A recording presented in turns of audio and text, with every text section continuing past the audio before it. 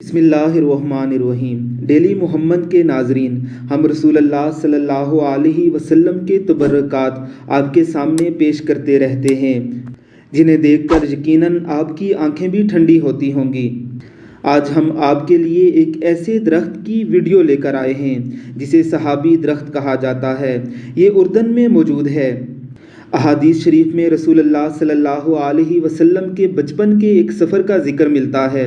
اسے امام ترمذی، امام بہقی اور دوسرے ائمہ تاریخ نے بھی لکھا ہے کہ 12 سال کی عمر میں حضرت ابو طالب رسول اللہ صلی اللہ علیہ وسلم کے ہمراہ سفر شام پر روانہ ہوئے۔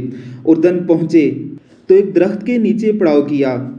اس درخت کے قریب ہی ایک راہب جس کا نام بحیرہ تھا وہ رہتا تھا۔ وہ اکثر حجاز سے آنے والے قافلوں کو دیکھا کرتا تھا۔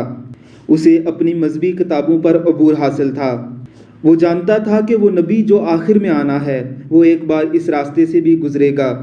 چنانچہ جب رسول اللہ صلی اللہ علیہ وسلم کا قافلہ اس جگہ پر رکا تو اکثر لوگوں نے سایہ لینے کے لیے اس درخت کی اوٹ میں پناہ لی۔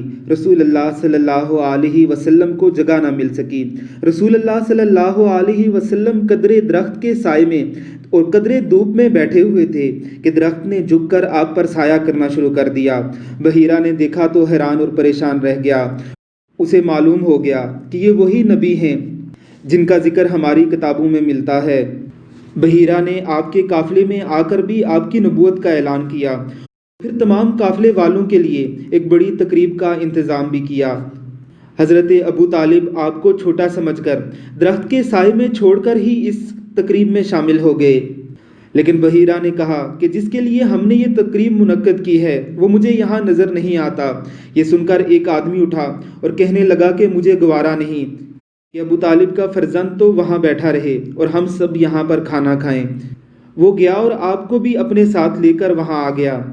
بحیرہ نے اس تقریب میں بھی آپ کی نبوت کا اعلان کیا تھا، لوگوں کو بتایا تھا کہ یہ آخری نبی ہیں، اور ان کی کتابوں میں بھی رسول اللہ صلی اللہ علیہ وسلم کا ذکر آخری نبی کے طور پر کیا گیا تھا۔ تو ناظرین اکرام، یہ ہے وہ درخت، وہ مبارک درخت جس کے سائے میں رسول اللہ صلی اللہ علیہ وسلم بیٹھے، اور رسول اللہ صلی اللہ علیہ وسلم کی تعظیم میں اس درخت نے اپنے سائے کو آپ پر فگن کیا تھا۔ موسموں کے تغیر اور تبدل نے اس پر کوئی اثر نہ کیا، گرمیاں اور سردیاں اس پر گزرتی رہی، لیکن جس کو دامن نبوت سے بقا مل جائے اسے بھلا کون فنا کر سکتا ہے۔ اس درخت کی زیارت کیجیے اور اسے اپنے دوستوں کے ساتھ ضرور شیئر کیجیے۔ اللہ رب العزت آپ کو اپنے حفظ و امان میں رکھے۔ آمین ثم آمین۔